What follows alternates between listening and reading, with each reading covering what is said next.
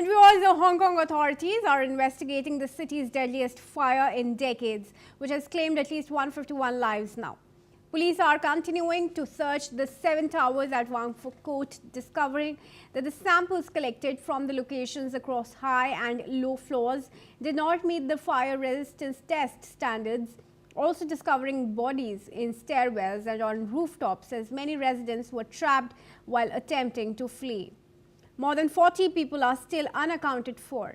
Investigations have revealed that contractors used substandard materials such as a green mesh on scaffolding. These materials were hidden in hard-to-reach areas to avoid inspection. Authorities are facing difficulties in identifying all victims due to the severe damage, with some bodies being reduced to ash. Let's listen in to what Chief Secretary for Administration of Hong Kong had to say.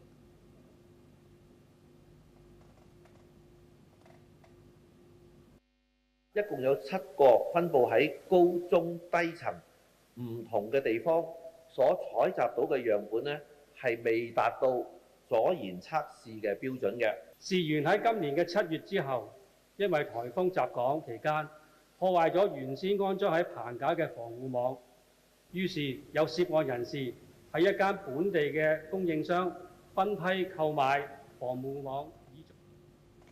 And Satoru Nagao, who is a fellow at the Hudson Institute, joins us live from Tokyo. Thank you, Mr. Nagao, for joining us back here at NewsX World. Now, the use of substandard material, of course, clearly pointing to corruption in construction there at Hong Kong. There are now concerns raising as to how many other buildings may have used such material and the consequences that could possibly have. What's your comment? In this case, who takes charge of this fire is related. This is very important matter because in this case there is a high possibility that it's scaffolding is the reason to spread the fire, because the 7 building band is a little bit special, because only 1 building fire from the bottom to top is understandable, but because of the the pronunciation is a little different. Scaffolding, it has spread to the other building because of the bamboo, through the bamboo, the rapid pace of the spreading, and after that collapsing, causing another fire in another building. So that's why this is the main reason the firefighters or governmental side is focusing on. But still, one of the question is, if the building was a well-prepared building to deal with a fire, of course, such kind of big fire was prevented. So that's why, in this case, how to what kind of the equipment the building has originally is also related with the cause of problem. So that's why just now, view from the situation, there's a high possibility that scaffolding is a matter, and the maintenance company is the matter. But at the same time, still the police investigation is continuing. And there's a high possibility that they'll find a reason, not only one, but also the some in the near future, I think. All right. Thank you for joining us for now, Mr. Hudson, and speaking to us on this story. With that, viewers, let's shift our focus to news from Britain, where Prime Minister Keir Starmer has defended the government's newly announced budget and the role of Finance Minister Rachel Reeves, dismissing accusations that officials misled the public about pre-budget revenue estimates. Critics have claimed that Reeves painted an overly pessimistic economic picture to justify tax increases, but Starmer said there was no misleading in the government's assessment. Starmer also announced planned social security reforms aimed at strengthening the welfare system. The Prime Minister said the budget and policy direction focus on long-term stability, fiscal responsibility and improved cooperation with the European Union. Listen in.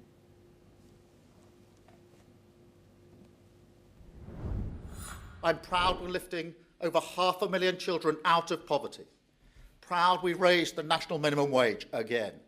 That is what a Labour government is for, making life better for working families, unlocking their potential and giving our children a fair chance to get on. We could have cut public services. We could have ignored child poverty. We could have rolled the dice with extra borrowing. But I firmly believe that those options have been tested to destruction. While I know the cost of living crisis is not gone away, in the year ahead, you will see the benefits of our approach, not just in the national statistics, but in your communities. Now joining us is Andrew Latham, International Affairs expert from Minneapolis. Thank you, Andrew, for joining us back here as NewsX World. Andrew, I want to ask you a rather pertinent question after the UK announced its budget. How is it that the country that has a deficit, seems to be in a black hole as far as economic situation is concerned, is able to sign off billions in pounds to Zelensky and Ukraine? Well, it's an interesting question. The pie is only so big and it can only be cut in so many ways. The UK economy is in crisis. It has been for decades, deep structural problems. Brexit amplified and intensified that. So part of this budget is about reorienting the UK economy back towards Europe. But this government in London is making some hard decisions about what matters most. Prime Minister Starmer talks about working families. One wonders whether he means British working families or Ukrainian working families. And what's your comment largely on Starmer backing Rachel Reeves and defending her that she did not, or the government did not mislead the public about the finances of the country? How do you look at the situation given that there's hardly any money now left in people's pockets in a city which is one of the most expensive to live in? Yes, well, he has to support her because she's the front person when it comes to the budget, Minister of Foreign Chancellor of the Exchequer, so Chief Financial Officer. She has, I think, been painting a very harsh picture, an accurate picture of the state of the British economy. Now having to backpedal a little bit because they want to spend more money on more things, and you can't do that if the crisis is as pressing as the claims are. And you're right to point out that London is one of the most expensive cities in the world to live in. Not all of his Labour, Prime Minister Starmer's Labour supporters live in London, of course, but many of them live in cities, and many British cities are very expensive to live in, if not as expensive as London. So he has a large parliamentary majority. He doesn't have to worry about holding his coalition together, but looking ahead to the next election, because the actual electoral numbers were very close. Labour barely won. He has to be mindful of keeping his base constituency happy, and that means throwing them more than breadcrumbs. There's quite a bit being spent here on working families. The question, though, is A, is it enough? And B, is it sustainable beyond the next election cycle? All right. For now, thank you, Mr. Andrew Latham, for joining us here at NewsX World. And with that, as we move on. Now, a Russian missile strike has killed 4 people and wounded 22 others in the central Ukrainian city of Dnipro. Regional Governor Vladislav has confirmed the toll on Monday, sharing images of shattered buildings, destroyed cars, and emergency crews working at the scene. Dnipro, a major city about 100 kilometers from the front line, is regularly targeted by Russian bombardments.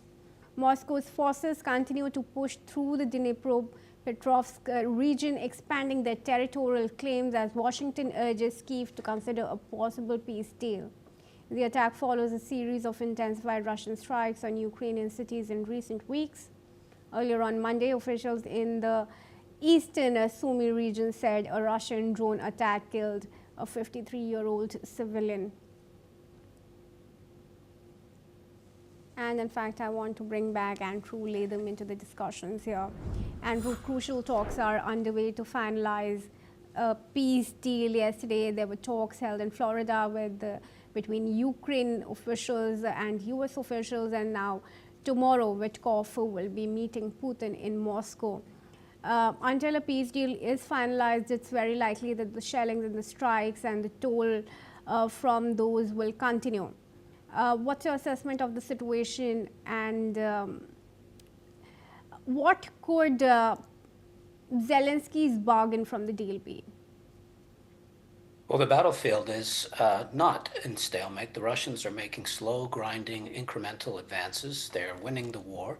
They're winning the broader strategic war in terms of they're destroying the Ukrainian energy infrastructure at a faster rate than the Ukrainians are destroying the Russian oil infrastructure. So they're winning both on the battlefield and at the strategic level. And that puts a great deal of pressure on Zelensky to come to some kind of an agreement. He's not going to get a very good deal. He's not going to get the Crimea back. He's going to lose most of the Donbass, Donetsk and Luhansk, and the land bridge to Crimea. He's going to lose all of that. He's one of the reasons why he's in Paris at the Elysee Palace meeting with Macron is to find some way of negotiating a security guarantee outside of NATO, because that's not on the table either. So he's really in a very difficult situation, both on the battlefield and on the diplomatic battlefield, as it were.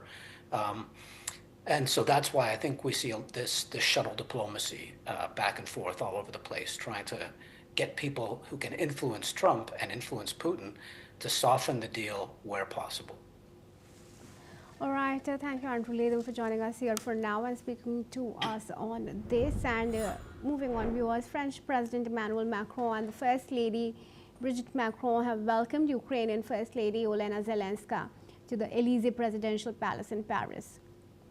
Ukrainian President Volodymyr Zelensky, Zelenska's husband, were in Paris to rally support from Macron and will head to Ireland on December 2. Earlier, there were tough issues yet to be solved after the US-Ukraine talks, as US President Donald Trump's envoy is headed to Moscow to brief the Kremlin.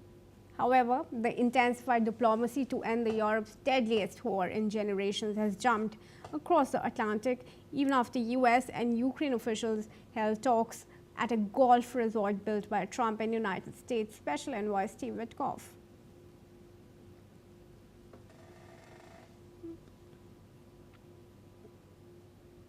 And moving on, viewers, Israeli President Isaac Herzog says he will consider